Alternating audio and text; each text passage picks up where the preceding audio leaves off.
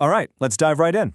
Today, we're exploring this really fascinating collision between some of the newest technology out there and something ancient and sacred, the way we vote. We're going to look at the promise, the huge problems, and the patents behind using blockchain for our elections. So it really all boils down to this one huge question. Can a simple line of code, this digital technology, actually secure something as important as a national election? It's a wild idea, and it's fueling a massive wave of innovation. Okay, so what in the world are we even talking about when we say blockchain? Let's break it down real simple. Think of it like a digital notebook. But instead of one person holding it, everyone involved has a copy. That's the decentralized part. Now, once you write something in it, like a vote, it gets locked in with a special code, creating a chain. You can't go back and change it without breaking the whole chain. That's what we mean by immutable. It's permanent. Now, this technology has sparked this incredible dream, right? The idea of a perfect, totally unhackable ballot. So let's get into why so many people think blockchain could be a complete game changer for the way we vote. This is the dream scenario, a system where once your vote is cast, it is locked in forever. No one can tamper with it. That's that immutability we talked about.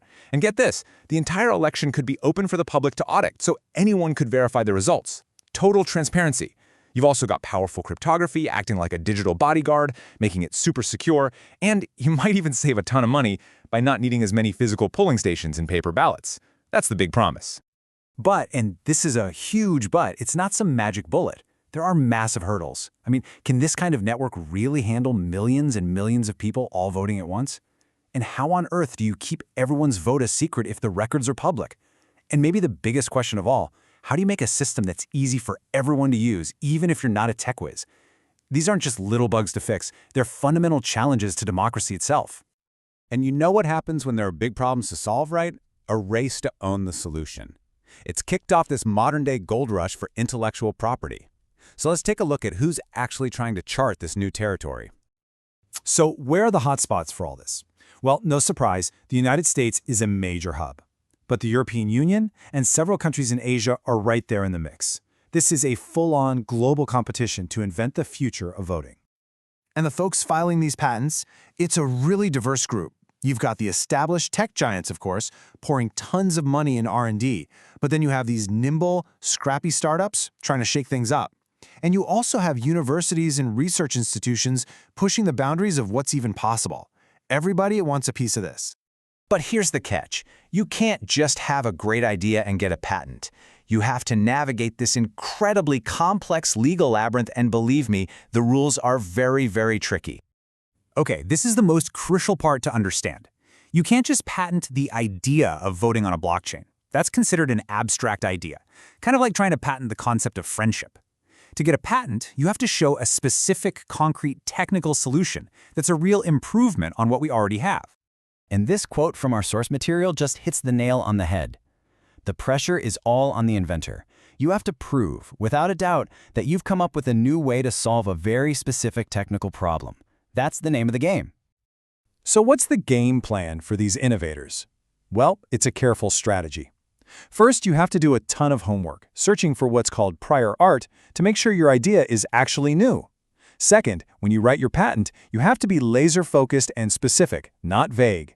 And finally, you have to realize that every country has its own rulebook, so you've got to play by their specific laws. Okay, let's pause here because this is where the conversation gets really deep. When you're talking about putting a patent on a voting system, you're moving beyond just code and lawyers. You're wading into the world of ethics. And right at the heart of it is this fundamental tension: profit versus purpose. On one hand, you have companies that need to protect their inventions to make their investment worthwhile. That's how innovation works. But on the other hand, the whole point of this should be to make democracy stronger for everybody. So what happens when those two things clash? Which leads us to this massive question we all need to be asking. If one company owns the patent on the best way to vote, what does that do to public trust? What does it mean for our elections? It's a seriously big deal. So what are some of the ways we can get this right? Well, innovators can make a conscious choice not to create a monopoly. They can offer flexible licensing deals so governments can actually use the technology. And maybe most importantly, they have to constantly talk with governments, advocacy groups, and regular citizens to build trust and make sure everyone has a seat at the table. So, where do we go from here? How do we keep innovating, but in a way that truly serves the public good? Let's look at some of the strategies that could help us find a better path forward. We're seeing two really interesting ideas emerge. The first is open source, where the code is basically public. Anyone can look at it, test it, and find bugs. That builds a ton of trust. The other idea is called defensive patenting. It sounds a little strange, but the idea is to get a patent not to block people, but to protect yourself from lawsuits and to contribute your tech to a shared pool that helps everyone. But look, none of this works in a vacuum. For any of this to be successful, we need a common set of rules. We need global standards so different systems can actually talk to each other.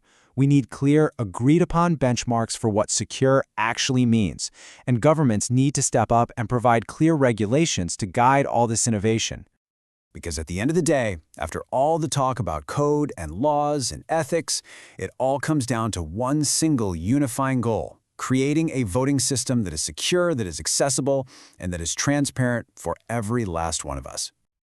So, here's the real takeaway. Patents are crucial for driving new ideas. But when we're dealing with something as foundational as democracy, they have to be used as tools to protect good ideas, not as chains that lock people out. And that leaves us with one final, very important thought to chew on.